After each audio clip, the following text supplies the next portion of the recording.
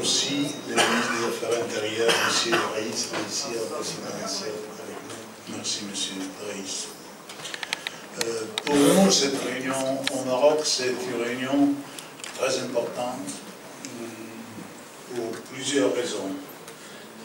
Comme vous le savez, le Maroc, c'est le premier pays dont le Parlement a obtenu le statut de partenariat pour la démocratie, une institution novatrice qui a permis à notre Assemblée de pouvoir offrir aux pays du sud de la Méditerranée une plateforme de coopération et de dialogue.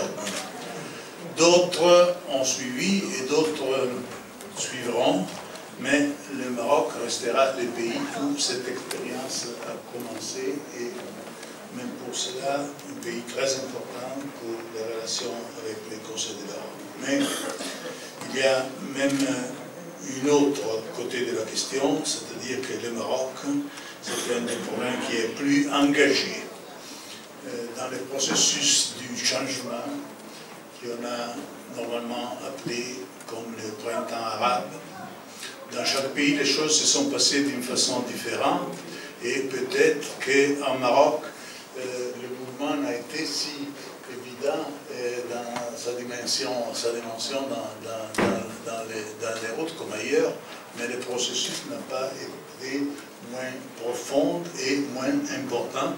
Et le Maroc est un des interlocuteurs de ce qui aura un rôle très important pour définir le développement de ce mouvement qui est un mouvement, comme nous connaissons, qui est vis-à-vis de problèmes très sérieux, comme chaque problème de changement profond, parce que personne n'a jamais connu de processus de changement qui se développe sans difficulté, sans problème, sans contradiction. Et c'est à la responsabilité des forces politiques et des parlementaires de discuter et de s'engager pour offrir des solutions. Et la coopération du Conseil de l'Europe le soutient qu'avec nos relations nous pouvons très modestement offrir, c'est un soutien qui va dans cette direction. Mais j'ai déjà consommé trop de temps et utilisé trop de mots, et je donne alors la parole pour leur adresse, premièrement à M. Karim Guelab, président de la Chambre des représentants du Parlement du Maroc. Vous avez la parole, vous pouvez parler ici ou comme vous préférez, si vous préférez parler. Merci, Monsieur le Président. Merci. Je vais parler d'ici, ça sera plus simple. Mesdames, Messieurs, Monsieur le Président, Monsieur le Président, Monsieur le Ministre, Mesdames, Messieurs, je vous salue tous, je vous souhaite la bienvenue au Maroc. Nous sommes très heureux de vous accueillir et je vais présenter mon allocution en arabe. Je vous laisse donc le temps d'installer les kits de traduction pour que vous puissiez suivre mon discours introductif. بسم الله الرحمن الرحيم والصلاة والسلام على أشرف المرسلين السيد رئيس مجلس المستشارين المحترم السيد الوزير المحترم السيد رئيس لجنة القضايا السياسية والديمقراطية لدى الجمعية البرلمانية لمجلس أوروبا السيد الكاتب العام للجمعية البرلمانية لمجلس أوروبا حضرات السيدات والسادة اسمحوا لي في البداية أن أرحب بكم مجددا متمنيا لكم مقاما طيبا وناجعا ومثمرا مننا وبالمناسبة أريد أن أعبر لكم عن عميق سروري واعتزازي بأن أشارك معكم في افتتاح أشغال لجنة القضايا السياسية والديمقراطية للجمعية البرلمانية لمجلس أوروبا. هل الترجمة تمر في ظروف سليمة؟ إن لقاء اليوم بين أعضاء نفس العائلة البرلمانية المغربية الأوروبية يوفر لنا المناسبة السانحة لنحافظ على علاقتنا المنتظمة ولنواصل سيرنا على طريق نفسه الذي التزمنا معا بالمضي فيه قدما وذلك لنرتقي بعلاقة التعاون ونعمق الحوار حول مختلف القضايا ذات الاهتمام المشترك. يهمني أيضا أن أذكر في هذه المناسبة بتميز علاقة الصداقة والتعاون القائمة بين برلمان المملكة المغربية والجمعية البرلمانية لمجلس أوروبا، وهي علاقات كانت دائما والاستمرار مطبوعة بالاحترام، وتعتبر علاقات الصداقة هذه مكسبا هاما جدا يتيح لنا بأن نتطلع إلى مستقبلنا بتفاؤل، وبأن نشيد لشراكتنا قواعد سليمة وصلبة. ولليقين أنكم تعرفون المغرب جيدا، بل اجتهدتم كثيرا في تدقيق المعطيات حول الواقع السياسي المغربي، ولعل الزيارات الميدانية للمغرب واللقاءات المباشرة المتعددة مع قادته ومسؤوليه ومختلف الفاعلين في فضائه السياسي والاجتماعي والاقتصادي والثقافي قد أتاحت لكم الأفق المناسب لتمييز المغرب تمييزا إيجابيا وتشريفه بوضع متقدم كأول بلد شريك في الديمقراطية من خارج الفضاء الأوروبي يحظى بهذا الانتباه الحضاري والسياسي الرفيع، كما أشار قبل ذلك السيد الرئيس. وبدا واضحا لكم ولجميع الأصدقاء أن المغرب كان جديرا بوضعه الجديد في علاقته بالجمعية البرلمانية لمجلس أوروبا، ويمتلك من العناصر والإمكانيات ما يؤهله للاستمرار لهذه الشراكة المتميزة. لقد شهد المغرب حركة إصلاحات غير مسبوقة على كل المستويات السياسية منها والاجتماعية والاقتصادية، بدءا بإصلاح مدونة الأسرة الذي يعتبر نقلة نوعية للوضع الاعتباري للمرأة المغربية ودعما لتحررها، ومرا بإطلاق المبادرة الوطنية للتنمية البشرية، وكذلك إصلاح منظومة العدالة ومنظومة حقوق الإنسان وصولا إلى الأوراش الكبرى للمملكة التي انتعشت حقا بفضل الإصلاح الكبير الواسع العميق لنظامنا الدستوري في المغرب.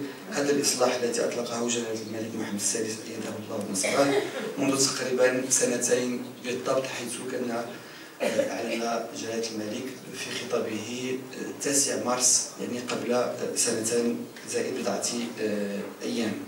وأريد هنا أن أعلق على ما تفضل به السيد الرئيس قولا بأنه المغرب يعمل على نهج مسار ثالث، محور ثالث ما بين ما وقع في بعض الدول من انهيار الأنظمة السياسية،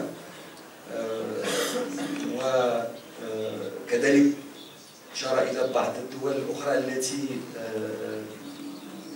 ربما لا تتعامل مع رياح ما سمي بالربيع العربي وتحاول أن تقاوم هذه الرياح دون أن تتفاعل إيجابيا معها. وهذا المسلك الثالث الذي يحاول المغرب وينجح لله الحمد في تفعيل هذا المسار الثالث المبني على مرتكزتين. المرتكز الأول هو المحافظة على الاستقرار وجعل التغيير يمر من خلال المؤسسات، والمحور الثاني هو إرساء مسلسل عميق جدا من الإصلاحات الديمقراطية والدستورية والحقوقية التي كما جاء في كلمتكم لا تقل عمقا على ما نلاحظه في دول أخرى. فنعتز كما جاء في كلمتكم سيد الرئيس بتحليلكم وبفهمكم وبدعم مجلس أوروبا وجمعيته البرلمانية لهذا المسار الجريء الذي يقوم به المغرب. وبدا واضحا لكم ولجميع الأصدقاء لقد شهد ويعتبر هذا الدستور الجديد نموذجا دستوريا مغربيا متفردا في المنطقة، إذ إن هذا النص الدستوري سواء بسيرورة بلورته والحوار العمومي الذي فتح حوله وإشراك جميع المكونات الوطنية في مناقشته وإسرائه وكذا بهندسته ومواده وجرأته يمثل منعطفا تاريخيا على طريق استكمال بناء دولة القانون في المغرب ونجاحا لسيرورة الديمقراطية في المملكة المغربية. حضرات السيدات والسادة، لقد كان المغرب أول بلد يحظى إذن بوضع شريك من أجل الديمقراطية لدى الجمعية البرلمانية لمجلس أوروبا، والواقع أن هذه اللجنة بالذات لعبت دورا فعالا في تدقيق وتجميع المعطيات والعناصر الكفيلة بمعرفة حقيقة الواقع في بلادنا، مثلما لعبت دورا جديا في استكمال الصورة الموضوعية حول جدارة المغرب بوضع متقدم وشريك حقيقي في الديمقراطية كعقيدة وكممارسة وكنهج وكأفق للتدبير السياسي والمجتمعي. ومن ثم لم تدخر باقي أجهزة الجمعية البرلمانية لمجلس أوروبا جهدها في وضع تجربتها رهن إشارة البرلمان المغربي من خلال تنظيم العديد من الندوات واللقاءات الدراسية حول قضايا التأهيل والإصلاح البرلماني. ومن هنا فإن الأجهزة المختلفة في مؤسستكم مدعوة اليوم لاستخلاص ما ينبغي استخلاصه من كون الوضع في المغرب أضحى نموذجا ومثالا للممارسة الديمقراطية الهادئة والجدية في منطقة المغرب العربي الكبير، باعتباره البلد الذي يتقاسم مع أوروبا قيم الديمقراطية وحقوق الإنسان، مثلما يظل كذلك أحد البلدان القليلة في المنطقة التي تتوفر على تراث من التعددية السياسية والاجتماعية والثقافية واللغوية ظلت مصانة دستوريا وقانونيا ودعمتها ممارسة ديمقراطية لم يتوقف أبدا مسلسل إنضاجها وترسيخها. إن هذا الواقع الملموس الذي يستمد أساسه أيضا من تعاون متعدد الأبعاد مع جميع هيئات وأجهزة الاتحاد الأوروبي هو ما ساعد على تعزيز الحوار السياسي حول مختلف الرهانات المشتركة التي تتخطى الاهتمام الأوروبي المحض، والتي تستهدف دعم المغرب في سيولته المتبصرة من خلال التعاون المؤسساتي وجملة من المشاريع الملموسة.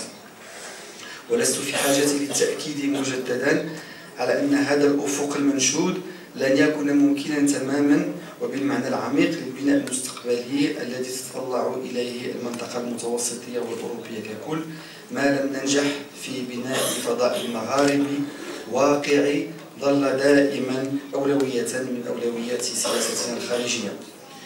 ولقد بذلنا دائما قصارى جهدنا لتقوية علاقاتنا مع البلدان المغاربية، وما زلنا مقتنعين ومؤمنين بأن الحوار يشكل الطريق الملائم لوضع الحد لمختلف الخلافات في المنطقة، وذلك لإعطاء انطلاقة جديدة لمسلسل الاندماج في البلدان المغربية بين البلدان المغربية بهدف الاستجابة لتطلعات وطموحات شعوبنا في التنمية الديمقراطية والعيش الكريم. وما من شك في أن هذا الاندماج يظل ضرورة حتمية بالنسبة للشعوب يوحدنا الانتماء الجغرافي والديني والثقافي واللغوي، لأن جمود الاتحاد المغاربي سيؤخر فرص التنمية لأجيال المقبلة. إن على البلدان المغاربية أن تواجه ضعفا ديمغرافيا قويا وحالة من العجز على مستوى التنمية البشرية وانعكاسات التغير المناخي وتبعات التنافسية الدولية. هذا بينما بإمكان الإدماج الجهوي أن يتيح للبلدان المغاربية أفقا لمجابهة مختلف التحديات الاقتصادية والاجتماعية المطروحة على المنطقة.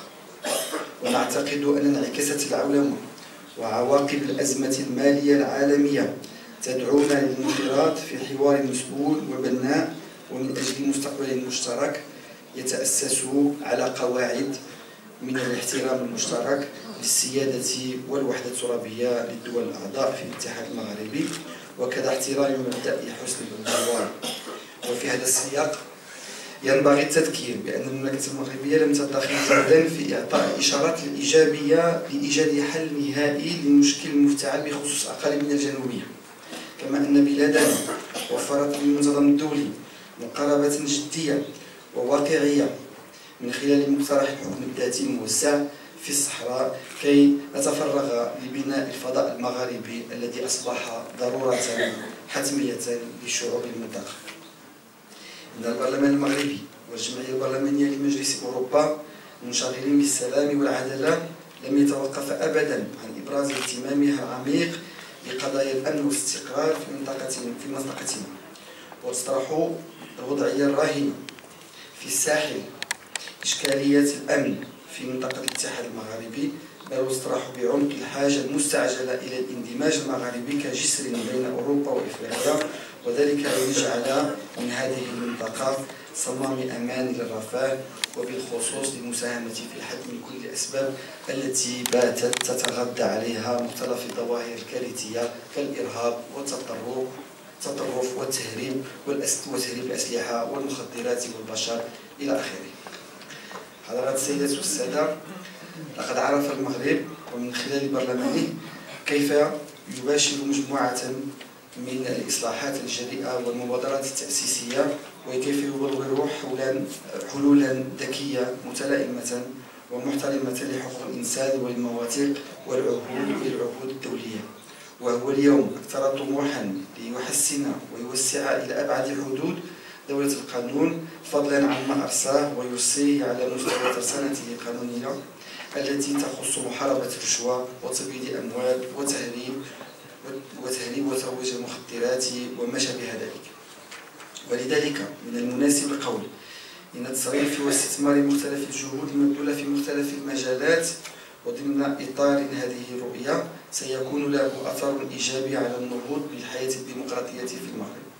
كما يسعدني جدا أن أشير إلى الحصيلة الإيجابية وما تحقق من منجز ملموس وفعلي وجدي منذ أن حظي المغرب بالوضع الاعتباري المتقدم كشريك من أجل الديمقراطية. وأريد مجددا أن أغتنم هذه المناسبة لأحيي بحرارة واعتبار وتقدير وامتنان الجهود الكبيرة للجنة السياسية للجمعية البرلمانية لمجلس أوروبا في تتبع الإصلاحات الديمقراطية في بلدان المنطقة وبالأخص في المغرب. وبهذا الخصوص فإن عقد اجتماع هذه اللجنة السياسية بالمغرب والذي يشرفنا ويسعدنا بكل تأكيد ليس سوى دليلا آخر على التقارب الذي يتيح لنا إمكانية البحث عن كل الوسائل التي يمكنها أن تضمن لنا الارتقاء بشراكتنا المتميزة إلى مراحل متقدمة. وإنني على يقين بأن أشغال لجنة القضايا السياسية والديمقراطية للجمعية البرلمانية لمجلس أوروبا التي لها الفضل في المزيد من إنضاج شراكتنا ستكلل بالنجاح وتوفر المزيد من أسس العمل والتفكير المختلفة الغنية والنموذجية. أكرر من جديد متمنيتي لكم بالمزيد من النجاح والتوفيق في أشغالكم، والسلام عليكم وشكرا لكم.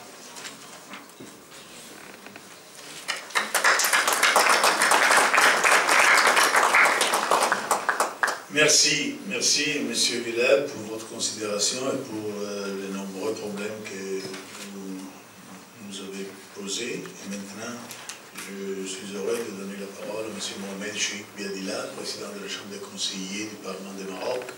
Monsieur Biadila, vous avez la parole.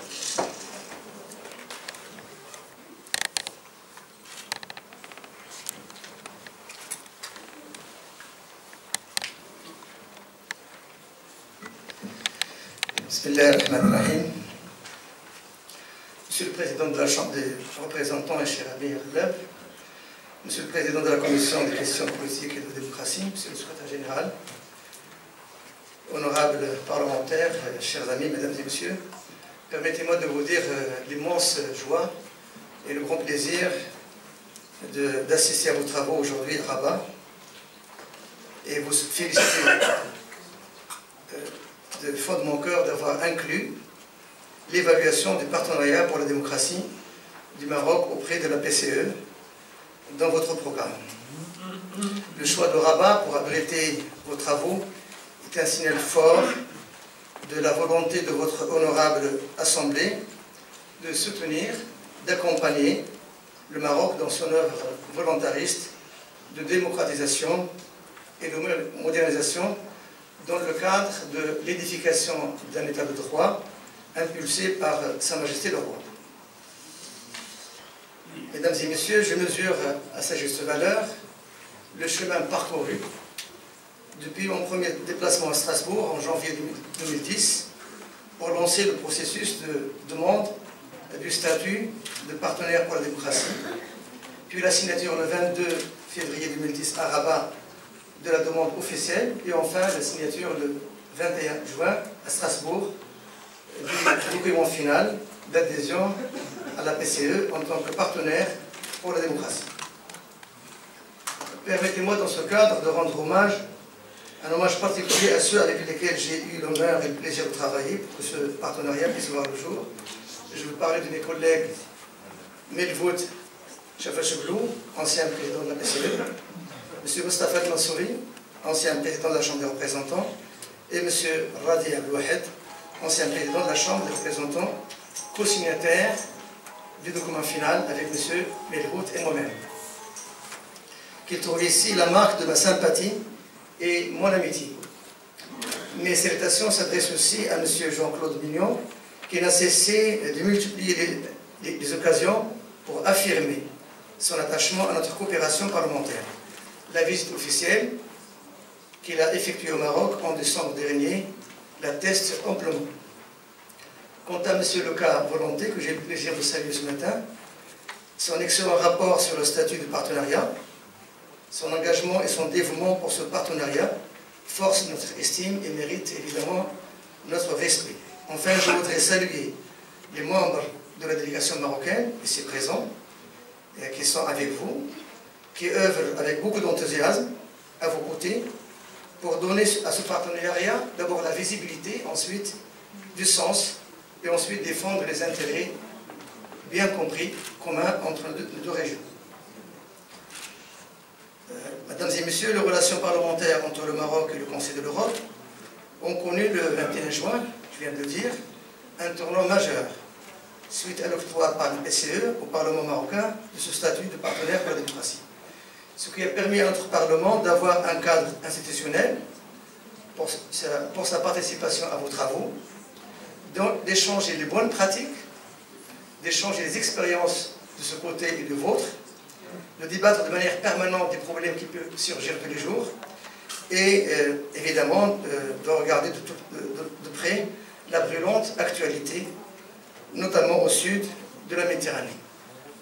L'octroi de ce statut représente un acte de partenariat fondamental qui procède d'un engagement commun pour construire ensemble un espace de coopération, un espace de prospérité partagée, basé sur le respect mutuel et la confiance mutuelle. Et la confiance, c'est la base de tout, et elle ne peut se construire que par les contacts personnels entre les hommes et les femmes, de bonne volonté, dans un espace de dialogue permanent. Il constitue en outre une marque de confiance et d'estime de l'Europe, eu égard à la pertinence des orientations des choix démocratiques de mon pays.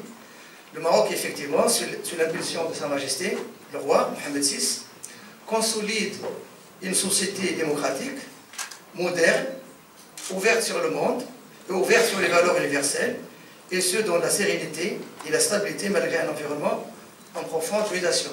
Déjà, en 1962, le Maroc avait interdit le parti unique, faut-il le rappeler. Est-il nécessaire, Monsieur le Président, de rappeler que le Maroc a su mettre en œuvre un ensemble de réformes profondes, commission d'équité et de réconciliation, code de la famille, comme cela a été signalé par M. Rebel, institutionnalisation de la langue amazigh comme langue nationale, réforme couronnée par la Constitution de 2011.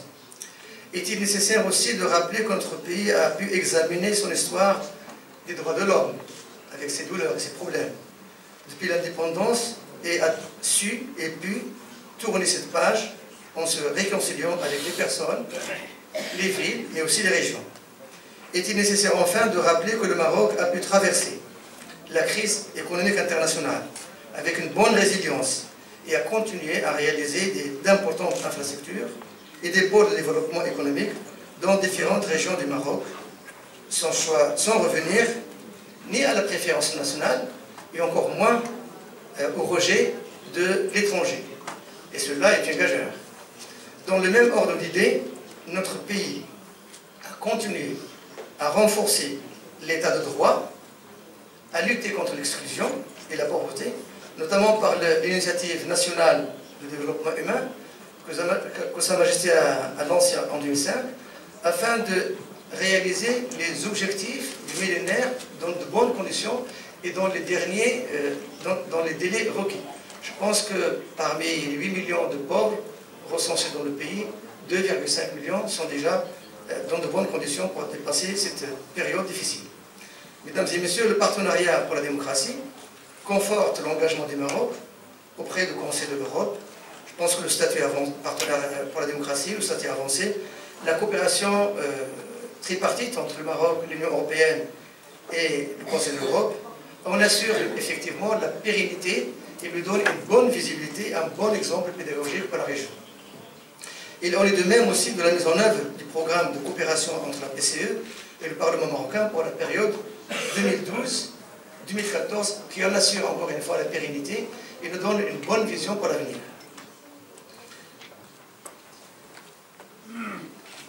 Dans ce cadre, notre Parlement a organisé à Rabat, en novembre 2010, un séminaire sur le contrôle parlementaire de l'action gouvernementale. Cette rencontre a été l'occasion pour les parlementaires marocains et leurs homologues de l'Assemblée parlementaire du Conseil de l'Europe de débattre de différents modèles juridiques et pratiques pour le contrôle parlementaire du pouvoir exécutif, et ce, à la lumière de la nouvelle constitution marocaine qui a promu la place de l'institution législative et élargi ses prérogatives et son rôle aussi bien en matière d'initiative législative qu'en matière de contrôle de l'action gouvernementale, dans le but évidemment d'établir un réel équilibre entre les pouvoirs législatifs et exécutifs, et voir votre expérience dans ce domaine. Je voudrais aussi citer qu'à l'occasion de la conférence européenne des présidents des parlements, qui s'est tenue à Strasbourg le 20 et le 21 septembre 2012, le Parlement marocain a été admis au Centre européen de recherche et de documentation parlementaire. Il est ainsi le premier Parlement non européen, en dehors des États observateurs de la PCE, à devenir membre du dit centre. Mesdames et messieurs, dans une région où le dit Parlement arabe, pourtant riche de promesses démocratiques et de lutte contre la pauvreté, semble avoir laissé un goût amer et inachevé. C'est une expression qui revient à mon ami Comban. Mon pays, ainsi quant à lui, a continué dans la voie de la modernité et de la démocratie à s'ouvrir sur le monde en vue de construire un état de droit où le citoyen et la citoyenne se sentent libres, égaux, dignes et fiers de leur marocanité. Mais au-delà de ce partenariat, nous devons garder présent à l'esprit les multiples défis à relever en matière de défis sécuritaires, en matière de défis environnementaux, en matière de défis surtout économiques. Notre coopération restera cependant incomplète si les 5 pays du Grand Maghreb n'arriveront pas à construire un ensemble intégré qui devient de plus en plus vital pour affronter ces défis et construire un espace de prospérité partagé au sud de la Méditerranée. M. Rallab vient d'en parler. Mesdames et messieurs, mon humble participation serait incomplète si je n'évoque pas rapidement les points qui nous interpellent, parfois qui nous harcèlent en permanence. Et le premier, très rapidement, concerne la nouvelle génération de défis auxquels nous sommes confrontés: l'immigration clandestine, le terrorisme, les crimes organisés, transfrontaliers, les problèmes d'environnement et d'énergie, l'économie verte, la crise économique internationale, la crise de l'euro à nos portes, les problèmes de l'emploi, et je maintiendrai très brièvement et uniquement à la situation sécuritaire au niveau de l'arc d'instabilité sahélo-saharien. Cela va de la boucle du Niger jusqu'à la Mauritanie. Les événements dramatiques du Mali, où une coalition de plusieurs mouvements terroristes a failli occuper la totalité du territoire malien, et l'événement dramatique phare de cette mouvance terroriste qui sévit à nos portes. Dans ce cadre, l'action française et africaine est à saluer par nous ici présents. Elle permettra au Mali de retrouver son intégrité territoriale, de régler ses crises institutionnelles, politiques et humaines, et pour ce faire, le Mali frère a besoin de notre aide et notre accompagnement. Je ne citerai pas la kyrielle de ces mouvements terroristes qui ont pignon sur rue dans cette vaste région, appelée d'ailleurs par Braudel, vous connaissez ce grand géographe et historien français, l'autre Méditerranée. Et il a bien raison, parce que c'était finalement les voies de commerce qui traversent cette région vers l'Europe, et finalement c'est la même Méditerranée qui nous occupe maintenant. qui menacent notre sécurité, comme la vôtre, et partant évidemment la paix et la sécurité internationale. Très rapidement, ce qui est important dans ce problème, ce n'est pas uniquement le tactique est réglé grâce à l'intervention française. Ce qui nous préoccupe, c'est le stratégique. Et le stratégique, c'est l'action surtout de Boko Haram pour une rupture avec la culture actuelle et surtout la culture européenne. Et pensez-vous, même le vaccin est interdit dans ces régions. Donc ce n'est pas une affaire de quelques mouvements terroristes, ce n'est pas une affaire de quelques razzias, et encore moins une affaire de un peu d'argent gagné par le crime. C'est plutôt un mouvement profond, avec un réseautage de mouvements qui pense à un autre avenir et une rupture, un hiatus avec la situation actuelle. Mais je n'en parle pas davantage. Le deuxième point concerne notre intégrité territoriale et le fait conjugué que d'aucuns entreprennent et entretiennent avec une volonté manifeste de nuire pour d'une part entraver l'intégration maghrébine et d'autre part nuire à l'intégrité territoriale du Maroc. Dans ce cadre, la situation humanitaire au camp de Tindouf est réellement catastrophique. Pourquoi? Cette population séquestrée et non réfugiée n'a jamais été recensée par le Haut Commissariat aux réfugiés. Faut-il le rappeler? Le droit international n'a pas été appliqué pour elle. 3 choix s'offrent à n'importe quel réfugié par la loi internationale. Le retour librement consenti, le choix d'un 3e pays, ou le choix du pays hôte comme lieu définitif de résidence. Eh bien, ces trois choix n'ont jamais été appliqués à cette population qui, pour se déplacer même d'un camp à l'autre, a besoin d'un sauf-conduit, un salvo-conducteur. Cela m'amène à dire un mot très rapide de Dimizig. Et dans ce cadre, rappelez-vous des images de 3 enfants palestiniens massacrés par l'armée israélienne à Gaza, qui ont été transmis par une télévision tunisienne comme des enfants de Dimizig. Rappelez-vous de la famille marocaine de Rachidi, massacrée à Casablanca, et dont les images ont été aussi diffusées comme des images de Dimizig. Et dernièrement, rappelez-vous de cette image de cette dame asiatique qui a été présentée par Amanpour dans un programme à la CNN comme l'image de Aminatou Haïdar. Ces 3 faits dramatiques, mensongers, et la manipulation de ces images montrent bien qu'il y a quelque chose qui ne marche pas. Ces dames et messieurs n'ont pas transmis l'image de 11 policiers marocains égorgés comme un mouton en pleine crise de Dimizig. Par contre, on fabrique d'autres images pour manipuler l'opinion publique internationale, et heureusement, ces 3 manipulations ont été mises en exergue et démenties, non pas par le Maroc, mais par l'opinion internationale, et heureusement que la vigilance est encore de mise. Ces mensonges grotesques ont été présentés par les auteurs comme des crimes de Dimizig et auraient été perpétrés par le Maroc. Vite démentis par la presse internationale, mais nos détracteurs ne sont pas découragés pour autant. Il est d'ailleurs surprenant qu'Amanpour n'ait pas pu évoquer le film Sloten sur l'esclavage à Tindouf, qui a dénoncé cet esclavage, et ce documentaire qui a été présenté par la chaîne américaine World Channel, en dépit de la forte pression d'un lobby pro-algérien et pro-polisario. Et c'est les auteurs qui le disent, c'est pas moi. Finalement, l'acharnement contre mon pays n'a pas de limite. Mais le Maroc, avec son histoire millénaire, ses traditions et sa sagesse, demeure optimiste.